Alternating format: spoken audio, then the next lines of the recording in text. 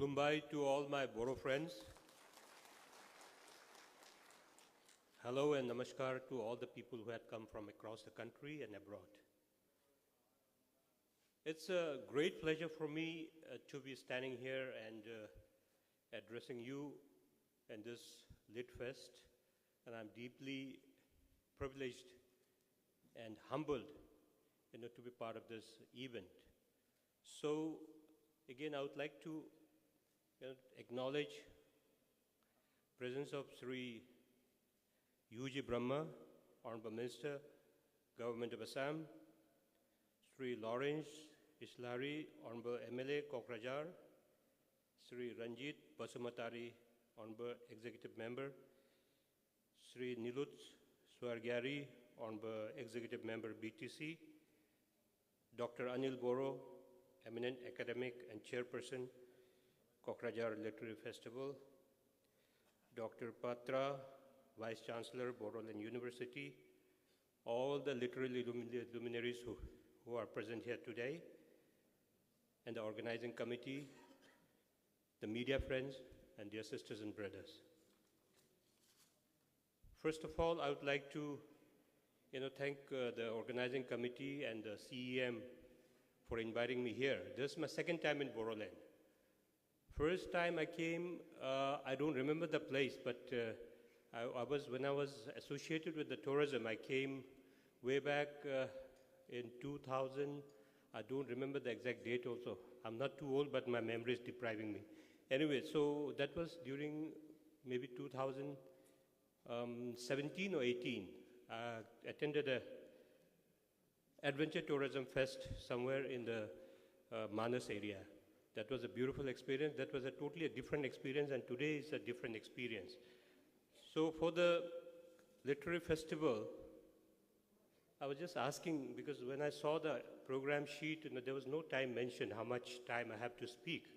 So I was asking one of the organizing committee, how much time do I have to speak? He said, it's up to you how much you want to speak, but it's always good, because I remember an incident where a speaker came in and asked the audience, how long should I speak? The audience replied, sir, you can speak as long as you want, but we are leaving after half an hour. So, to save myself from embarrassment, I'll keep it short. Reason being, there are two reasons to it. One is like, I'm in front of all the literary luminaries. When there's so much of intellectual people in front of me, it's always better to keep your mouth shut. But now that I've been, made as a chief guest, again, it becomes a compulsion for me to speak a little bit. So if I go wrong somewhere, please forgive me. That's my apology in advance. And secondly, it's always a pleasure to visit across the country and see the people and see the culture and try to meet new people and understand. And the literary festival is one medium where you can connect with the, highly intellect minds and try to understand their thoughts and try to, communicate with each other. And now that I'm told that a lot of people have come across the country and from abroad, for them it's also a new experience. And here in Kokrajhar, in the beginning, you were addressing this place as City of Joy. And I would say that was a great metamorphosis, from unrest to peace. And I must give this credit to the political will of the government of India under the leadership of Honorable Prime Minister Sri Narendra Modi ji and Honorable Home Minister Sri Amit Shah and the government of Assam, the Chief Minister and people of Boroland for bringing peace into this place. We all know that peace is a prerequisite for any kind of development, because if there's no peace, we can't even think of developing a place. Now that see the transformation, what it used to be before and what used to be now, I think this is the beginning, and you must use this time and opportunity to take Boroland at the highest pedestal and at par with rest of the countries and at par with the rest of the people of the country. Because I have a great hope that Boroland will be one of the biggest shining star in the region of the Northeast. And secondly, when we talk about the literary festival, I must say that literary activities is something, which tells you about your past, tells you about your present and your future. That's a great medium of communication among the, beautiful minds, And I'm told that you have 3 days of long session where you'll have different parallel sessions on different, about the writers and the poets and all. And I'm sure and I'm definitely, believe that, this will inculcate a lot of, literary activities here in Boroland. And this will also be a catapult in the development of the mind of the young boys and girls here in the Boro area. Because I feel once you engage with the intellectual workshop with the different luminaries from the different part of the country and different part of the world, I think your mind, opens up and you are ready to accept all the positive things in yourself. Because what happens for us, we staying in the region at times, we stay in our region and we think that, we are the world. But until and unless you go out and come out of your cocoon, we don't realize that there's a much bigger world to explore and much bigger things to do and much bigger things to understand in life.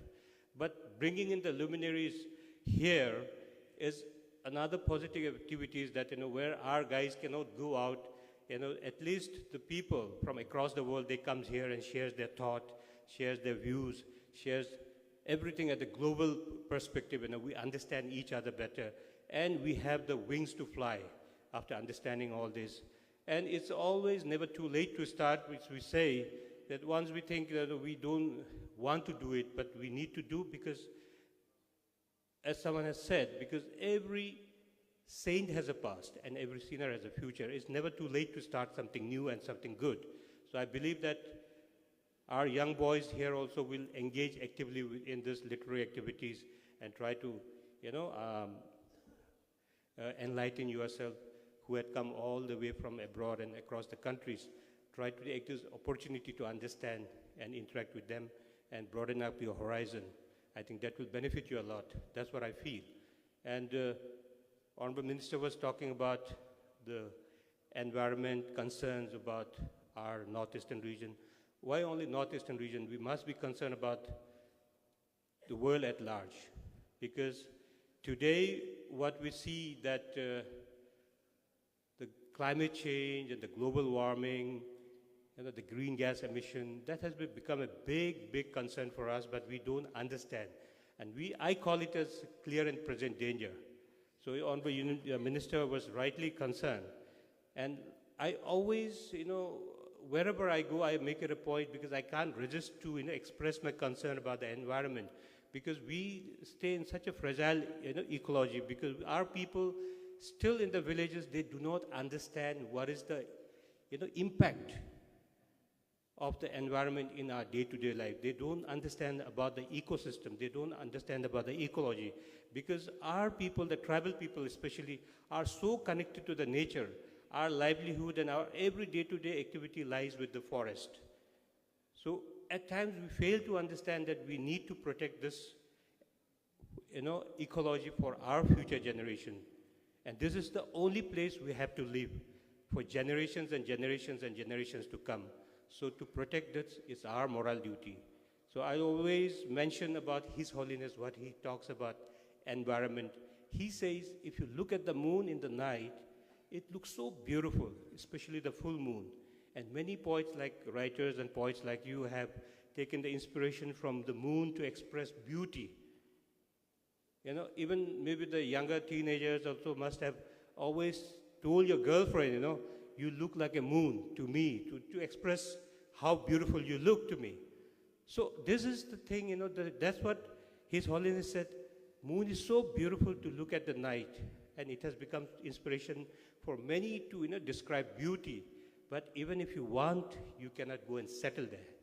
And this blue planet is our only hope. So I remember, as a young boy, when I was not even born, America Neil Armstrong has landed on the moon in sometime way back in 1969. It's been more than 50 years now. Are we seeing any possibility for human to go and settle there? Obviously not. So for us, it's a collective responsibility. For us, we need to come together and cohesively work towards protecting this environment. And we keep talking about,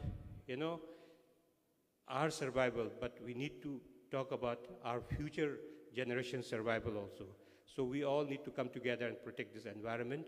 So again, I would like to not take much time because we are, I think, already late. Once again, I would like to